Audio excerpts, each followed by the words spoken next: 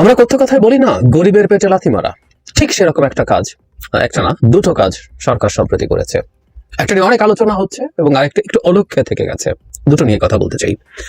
যেটা নিয়ে অনেক আলোচনা হচ্ছে সেটা হলো ভ্যাট বাড়ানো হয়েছে শতাধিক পণ্যে হঠাৎ করে। যদিও বাড়বে এরকম কিছু ধারণা কেউ কেউ দিচ্ছিলেনও, নানান রকম কারণ সেটার পেছনে দেখানোর চেষ্টা হয়েছে, IMF এর শর্ত ইত্যাদি ইত্যাদি। আসলে কি ব্যাপারটা তাই? সেই কারণে কি বাড়ছে? আমি খুব মনে করি না এটা IMF এর শর্তের কারণে ঘটেছে। কেন ঘটেছে আসবো, তার আগে ভ্যাট বাড়ানো হয়েছে কিসে কিসে। কয়েকটা পণ্যের আমরা একটু যদি নাম শুনি। মিষ্টি ওষুধে ভ্যাট বাড়ানো হয়েছে। এলপি গ্যাস, ফলের রস, বিস্কুট, ড্রিঙ্ক, চশমার ফ্রেম, সিগারেটের ভ্যাট বাড়া উচিত, অনেক বেশি বাড়া উচিত। যাই হোক, মোবাইল ফোন ব্যবহার করার ক্ষেত্রে প্রচুর, 20% সম্পূর্ণ শুল্কের জায়গায় 23% করা হয়েছে। পোশাকের দাম বাড়বে, রেস্তোরাঁর খরচ বাড়বে, সব রকম রেস্তোরাঁ, মানে যদি এটাও ধরা হয় যে অত্যন্ত পশ এক্সপেন্সিভ রেস্তোরাঁয় হবে তা না, সব রকমের রেস্তোরাঁয় টিস্যু পেপার, শিশুদের খাবার, নানা কিছু। ভ্যাট কখন বাড়ানো হলো? যখন বাজারে চালের দামও বাড়ছে।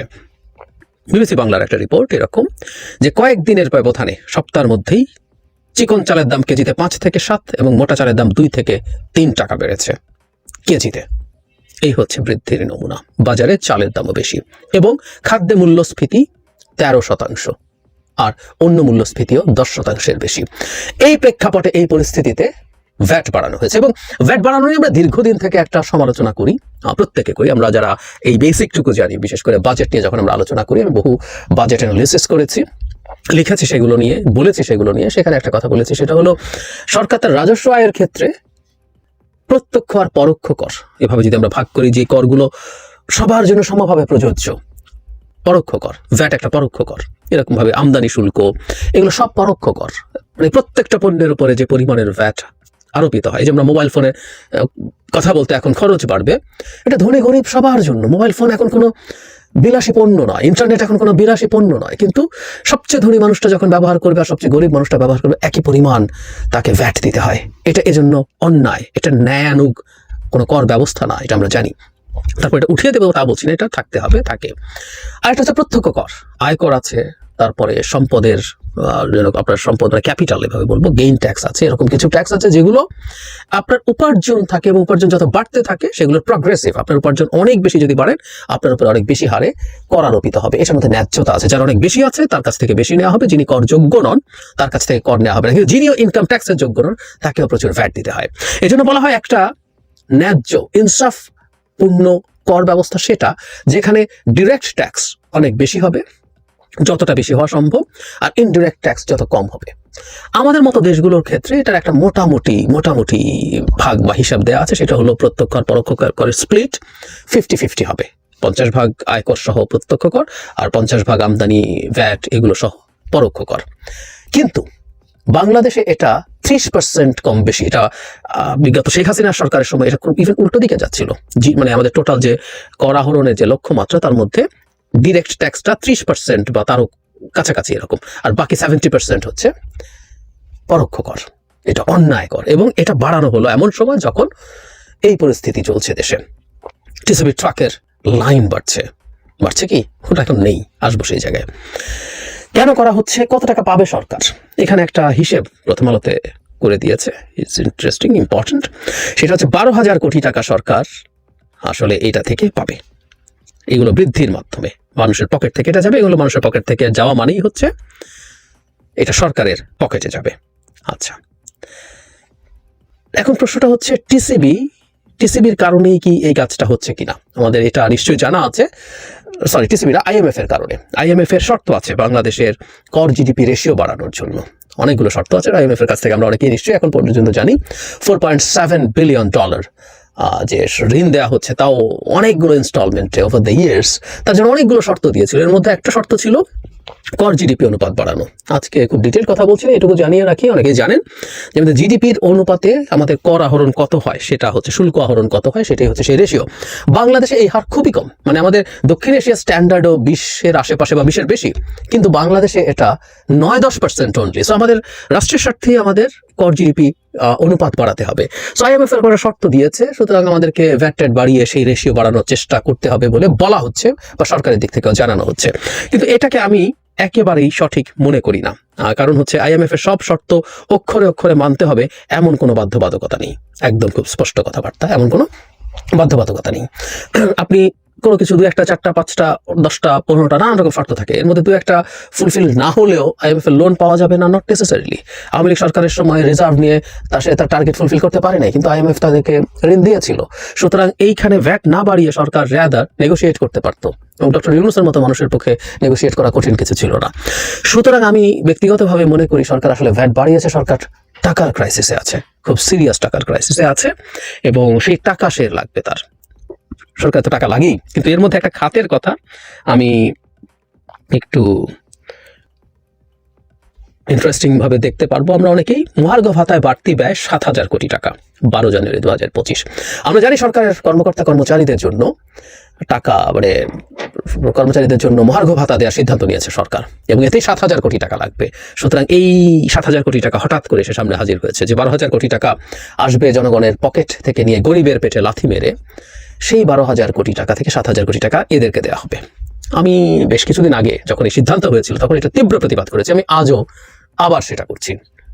একটা দেশের চরম অর্থনৈতিক সংকটের সময়ে এই রকম একটা সিদ্ধান্ত অত্যন্ত অন্যায় হয়েছে। এই সরকার শুধু সরকারি কর্মকর্তা কর্মচারীদের সুবিধা নিশ্চিত করবে সেটা কোনোভাবেই হতে পারে না, কোনোভাবেই হতে পারে না। রাষ্ট্র যখন সংকটে থাকবে, সংকট আছে, চরম অর্থনৈতিক সংকট আছে, এবং এটা দায়ী সরকারেরও না, আসবো সেই জায়গায়। তো সরকারের উচিত হবে এই অবস্থা করা যে এই সংকট আমরা প্রত্যেকের মতো শেয়ার করে নেব, আমরা প্রত্যেকে খারাপ থাকবো, যারা ওই চাকরিগুলো করছেন তারাও খারাপ থাকবেন, কিছু করার নেই, এটা বাস্তবতা। অর্থনৈতিক সংকটের সময় এই সরকারের ব্যয় কমানোর জন্য ইভেন বেতন কমানোর নজির আছে, আমাদের এই এরিয়াতেই আছে। ফলে এটা একেবারেই জরুরি ব্যাপার ছিল যে এটা বাড়ানো হবে না, কিন্তু এটা বাড়ানো হলো। সরকার এই সরকারি কর্মকর্তা কর্মচারীদেরকে শেখ হাসিনা যেভাবে অপ্রয়োজনে তোয়াজ করতেন সেই রকম তোয়াজ করছেন, এবং এটা অত্যন্ত বাজে সিদ্ধান্ত। এবং সরকারের এই ভ্যাট বসানোর ক্ষেত্রে তার এই ব্যয় বৃদ্ধি, এই খাতে এখানেই একটা বিরাট অঙ্কের ব্যয় বৃদ্ধি আছে, সেটা প্রভাব ফেলছে নিশ্চয়ই, এটা আমরা এভাবে বলতেই পারি। যে কথাটা বলছিলাম, সরকার গরিবের পেটে লাথি মারার মতো, এটা একটা পদক্ষেপ। এর সাথে আরেকটা পদক্ষেপ নিয়েছে যেটা আমরা অনেক হয়তো মিস করেছি, সেটা হলো টিসিবি ট্রাকে যে পণ্য বিক্রি করতো, হেডলাইন এরকম, প্রথম হলো টিসিবি কর্মসূচি ট্রাক সেল বন্ধ, 43 লাখ পরিবার কার্ড বাতিল। কার্ডের মধ্যে 2 নম্বরে ছিল জালিয়াতি ছিল, সেটা একটা ব্যাপার। কিন্তু যে টিসিবি ট্রাক, আমি এটা নিয়ে আলাদা করে কথা বলেছিলাম, যে পরিমাণ ট্রাক দেওয়া হয় এটাই পর্যাপ্ত ছিল না। খেয়াল করুন, আমরা ফলে ট্রাক কার্ড যখনও ছিল না, তারপর ঢাকা ও চট্টগ্রামে 24,500 মানুষ ভর্তুকি মূল্যে পণ্য কেনার সুযোগ পেত টিসিবি ট্রাক থেকে। 24,000, 24,500 2টা শহরে, ইটস নাথিং। আমি শেখ হাসিনার সময় থেকেই খুব মন দিয়ে টিসিবি ট্রাকের লাইন খেয়াল করতাম, এটার লেন্থ কত, এটাতে কি ধরনের পোশাকের মানুষজন দাঁড়ায়। এর মধ্যে এই নিউজ আসতে শুরু করেছিল মধ্যবিত্তরাও টিসিবি ট্রাকের লাইনে দাঁড়াচ্ছেন। আমি নিজেও সেটা খেয়াল করেছি, পত্রিকাও নিউজ এসছে। সেটা বলাই যায়, একটা ট্রাক দাঁড়িয়ে আছে, তার পেছনে শত শত মানুষ লাইন দিচ্ছে, এটা সরকারের জন্য খুবই কমফোর্টেবল না। কিন্তু এই সরকারের সমস্যা কি? এই সরকার তো উন্নয়নের ফুটানি করে না। শেখ হাসিনার সাথে টিসিবি ট্রাকের লাইন তার ন্যারেটিভকে ধ্বংস করে দিত, এই সরকার তো তা করছে না, তাহলে বন্ধ করলো কেন? অথচ ট্রাকের সংখ্যা হওয়া উচিত ছিল অনেক বেশি। এই নিউজ আমরা জানি, দীর্ঘ সময় লাইনে থেকে থাকার পরও পণ্য পায়নি, চলে গেছে। এবং এইটা হচ্ছে বাংলাদেশের অবস্থা, যেখানে 2 ঘন্টা 3 ঘন্টা লাইনে দাঁড়িয়ে 250-300 টাকা বাজারের তুলনায় কম মূল্যে পণ্য পাওয়া যায়। মানুষের কাছে এটা এতটাই গুরুত্বপূর্ণ হয়ে যাওয়া যায় হয়। তো এটা আরেকটা পদক্ষেপ যেটা গরিবের পেটে লাথি মারার মতো। অথচ আমি দেখতে চেয়েছিলাম টিসিবি ট্রাকের গল্পটা পাল্টেছে শেখ হাসিনার পর, কিন্তু না, একই, এবং এখন আবার বন্ধও হয়ে গেল। এই বিদ্যমান অবস্থায় আবার সরকার যেভাবে রেসপন্ড করছেন, এর আগে অর্থ উপদেষ্টা বলেছিলেন দাম তেমন বাড়বেন না। গতকাল আমি দেখলাম প্রেস সচিব ব্রিফ করেছেন, তিনিও বলছেন যে প্রভাব খুব বেশি পড়বে না, খুবই ন্যূনতম প্রভাব হবে।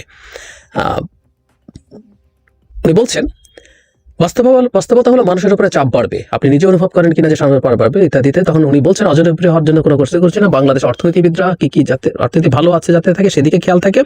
আমার মনে হয় মানুষকে আরো বোঝানো, কেন কোন প্রেক্ষাপটকে, এগুলো জানানো সবার কর্তব্য। এবং বলছেন যে খুব বেশি সমস্যা হবে না, এবং এটা IMF এর কথাই না, এটা আমাদের নিজস্ব চিন্তা থেকেই করতে হবে, কিন্তু প্রবলেম খুব বেশি হবে না। সরকারের থেকে এই কষ্টের মধ্যে এই ধরনের রেসপন্স আমি একেবারেই সঠিক বলে মনে করি না। সরকারের যেটা উচিত ছিল, বা আমরা এভাবে যদি বলি, এখন সরকার কি এই ভ্যাট আরোপ না করে পারতো? এবার আমরা যদি পিওর অর্থনৈতিক টার্মে খেয়াল করি, ভ্যাট সরকারের জন্য মানে সরকার উপার্জন বাড়াতে হবে। এখন সরকার সংকটটা কোথায় পড়েছে এবার আমরা অর্থনীতির ভিত্তিতে যদি আলোচনা করি, সেটা হচ্ছে বাংলাদেশ একটা খুবই কম প্রবৃদ্ধির সাইকেলে পড়ে গেছে। বাংলাদেশ অর্থনৈতিক উন্নয়নের স্লথ হয়ে গেছে। আমি স্ট্যাগফ্লেশন শব্দটা 2021 সাল থেকে বলছি, আমি মনে করি তখন থেকে এটা ছিল, এটা এখন আরো প্রকট হয়ে উঠছে। মানে অর্থনীতি স্থবির হয়ে আছে কিন্তু ইনফ্লেশন বাড়ছে আস্তে আস্তে এবং একটা বেশ অ্যালার্মিং জায়গায় আছে। তো যখন অর্থনীতি স্থবির হয়ে যায় বা সরকার ইনফ্যাক্ট অর্থনীতি স্থবির করে দিচ্ছে কারণ হলো মূল্যস্ফীতি কমানোর জন্য খুব বেসিক একটা ওয়েল প্র্যাকটিসড পথ আছে, সেটা হলো সুদের হার বাড়িয়ে দেওয়া। সুদের হার যখন সরকার বাড়িয়ে দিয়েছে তখন স্বাভাবিকভাবেই যেটা হয় ইনভেস্টমেন্ট কমে যায়, উচ্চ সুদে মানুষ ইনভেস্ট কম করে। তো স্বাভাবিক ইনভেস্টমেন্ট যখন কমে যায় তখন ব্যবসা বাণিজ্য শ্রিঙ্ক করে, গ্রো করে না। ওগুলো যখন গ্রো করে না খুব স্বাভাবিকভাবেই যেটা হয়, ব্যবসা যত বেশি হবে তত বেশি মানুষ যত বেশি কনজিউম করবে, সেটার ভ্যাট তত বেশি সরকার পাবে। মানুষ যত টাকা উপার্জন করবে, যতটুকু ইনকাম ট্যাক্স হোক ইনকাম ট্যাক্সের পরিমাণ বাড়বে। এভাবেই সরকারের রাজস্ব আয় বাড়ে অর্থনীতি যখন ভালো থাকে। কিন্তু অর্থনীতি যখন খারাপ থাকে তখন তার রাজস্ব আয় কমে যায়, সরকার তার নিজের সবকিছু চালানো তার জন্য কঠিন হয়ে পড়ছে। সেই কারণে সরকার এখন যেটুকু ভ্যাট পাচ্ছে সেটার হার বাড়িয়ে চেষ্টা করছে ওখান থেকে বেশি টাকা পাওয়ার জন্য। এটা তার একটা জায়গা। একই সাথে আমাদের এটুকু মনে রাখতে হবে যে কতগুলো ফিক্সড কস্ট, অপারেটিং কস্ট সরকারের আছেই, অপচয় কমালেও কতগুলো অপারেটিং কস্ট ফিক্সড ভাবে আছে, এগুলো তো সরকারকে ব্যয় নির্বাহ করতেই হবে। সুতরাং সরকারকে তো তার মতো চলার টাকা লাগবে। অ্যাট দ্য সেম টাইম আগে শেখ হাসিনা যেটা করতেন, প্রয়োজন হলেই টাকা ছাপিয়ে টাপিয়ে এগুলো করতেন। এখন সরকারের জন্য ইটস আ প্রবলেম। আরেকটা উপায় আছে, সেটা হলো ব্যাংক থেকে ঋণ নেওয়া। ব্যাংকগুলোর অবস্থা যে জায়গায় চলে গেছে, সরকারের পক্ষে ব্যাংক থেকে ঋণ পাওয়া খুব সোজা না। আবার ব্যাংক থেকে ঋণ নেওয়ার প্রবলেম আছে, অনেক বেশি ঋণ যদি সরকার নেয় সেটা প্রাইভেট ইনভেস্টমেন্ট কমিয়ে দেয়। অ্যাট দ্য সেম টাইম সরকার খুব চাইছে না মানে টাকা ছাপিয়ে দিতে। এর আগে অবশ্য কিছুদিন আগে আমরা দেখলাম নিরুপায় হয়ে 22,500 কোটি টাকা কয়েকটা ব্যাংককে দেওয়া হয়েছিল, কারণ ব্যাংকগুলো দেউলিয়া হয়ে যাওয়ার পরিস্থিতি হয়েছিল। সো সবকিছু যদি সরকার মনে করে ব্যাংক থেকে লোন বেশি নেবো না, টাকা খুব বেশি ছাপা, তাহলে সরকার চলবে কিভাবে? সুতরাং সরকারকে টাকা তুলে আনতে হবে এবং এমন সব পণ্যে ভ্যাট বাড়াতে হবে যেগুলো মানুষকে ব্যবহার করতেই হবে। এলপি গ্যাস চাইলেও খুব কম ব্যবহার করা যায় না। মানুষ এখন আগে যে পাইপলাইনের গ্যাস ছিল সেই গ্যাসের মতো করে এটা ব্যবহার করা যায় না। It's very expensive. আপনি চাইলেও খুব কম মাতে পারবেন না এটা ব্যবহার, ন্যূনতমটুকু। ফলে ওখান থেকে টাকা পাওয়া যাবে। এরকম মোবাইলের ব্যবহার, এরকম বেশ কিছু অত্যাবশ্যকীয় পণ্য এবং সেবাতে বসিয়েছে যাতে সরকার টাকা পায়। উচিত ছিল সরকারের জায়গা থেকে যেটা করা, অর্থনৈতিক সংকটটা যে জায়গায় আছে যেমন আছে এবং সাথে আওয়ামী লীগের ধ্বংস করে যাওয়া অর্থনীতির বিষয় আছে, সবকিছু মিলিয়ে সরকার একটা খুব ভালো কমিউনিকেশন করা, ভালো মতো বুঝিয়ে বলা এবং সেটা যেন ক্ষমা চাওয়া যে আমাদের কিছু কিছু ক্ষেত্রে এই কাজটা করতে হবে। কিন্তু আবারও বলছি, এখানে রিভিজিট করা ছিল যে জিনিসগুলো অত্যাবশ্যকীয় সেই জিনিসগুলোকে বাদ দিয়ে আরো কোথায় কোথায় করা যায়, কিছু বিলাসী পণ্য, এরকম বহু জায়গায় এই কাজগুলো করার স্কোপ ছিল। এবং অবশ্যই উচিত ছিল ইনকাম ট্যাক্সের যে নেট সেটা ঠিকঠাক মতো এটা বাড়ানো এবং যারা যারা ইনকাম ট্যাক্স দেওয়ার মতো অবস্থায় আছেন, যাদের ইনকাম ট্যাক্স দেওয়ার মতো যোগ্যতা আছে, তাদের কাছ থেকে ইনকাম ট্যাক্স বাড়ানো। মানে এই সরকার কোনো একটা জায়গায় একটা নতুন বেঞ্চমার্ক তৈরি করবে, আমরা তো সেটা দেখতে চেয়েছিলাম। কিন্তু না, এই সরকার গেল একেবারে পুরনো ঢঙে সহজ পথ, ভ্যাট বাড়িয়ে দাও। অত্যন্ত বাজে সিদ্ধান্ত হলো, সরকারের বিকল্প ছিল, ওগুলো প্র্যাকটিস করেনি তারা। আরেকটা কথা, টিসিবি ট্রাক নিয়ে যে কথাটা আগে একটা আলাদা ভিডিও করেছিলাম, যে যখন মূল্য অনেক বেড়ে যায় অন্তত একটা জায়গায় সরকার কিছু টাকা খরচ করে সবচেয়ে ভালনারেবল মানুষগুলোকে সুবিধা দিতে পারে। সেটা হচ্ছে এই যে ওএমএস এ চাল বিক্রি করা, টিসিবি ট্রাকে অন্য পণ্য বিক্রি করা। এবং এই রিপোর্টেই আছে কৃষি বিভাগ সবজি বিক্রি করছিল, সেটারও ভালো চাহিদা ছিল বাজারে, সেগুলো সব বন্ধ করে দিয়েছে। এগুলো যতটুকু দেওয়া যেতে পারে সেগুলো মানুষের এই অন্তত চাপের মধ্যে সে কিছুটা দম ফেলার সুযোগ পেত, সেটাও সরিয়ে নেওয়া হয়েছে। প্রশ্ন করেছিলাম আসলে কার স্বার্থে গরিব পেতে কেন লাথি মারল সরকার? আমি আসলেই জানি না। এই সরকার যদি মনে করে মানুষকে এইভাবে অসন্তুষ্ট রেখে তারা সংস্কার করবে, এটা হাস্যকর কথা। যে সরকার খুব বেসিক নিডস ফুলফিল করতে পারে না, মানুষকে সেগুলোর মাধ্যমে শান্ত রাখতে পারে না, তারা সংস্কার করবে, এর চেয়ে হাস্যকর কোনো কথা হতে পারে না। সরকার উচিত হবে, সরকার করুক না করুক, মানুষের জীবনটাকে ঠিকঠাক মতো রাখা। আমি প্রায় একটা কথা বলি, সরকার আর কিছু পারুক না পারুক, কিছু বেঞ্চমার্ক সেট করে যাওয়া। পণ্যমূল্য মানুষের রিচে না পারলে আমি মানুষকে সাবসিডি দিলাম প্রচুর। চাঁদাবাজি যদি পরিবহনে বন্ধ করে দেওয়া যায় তাহলে, বা অনেক কমিয়ে আনা যায়, সবকিছুর দাম অনেক কমে যায়, নানান কিছু হতে পারতো। কিন্তু সরকার খুবই চরম ব্যর্থতার পরিচয় দিচ্ছে এই ক্ষেত্রে।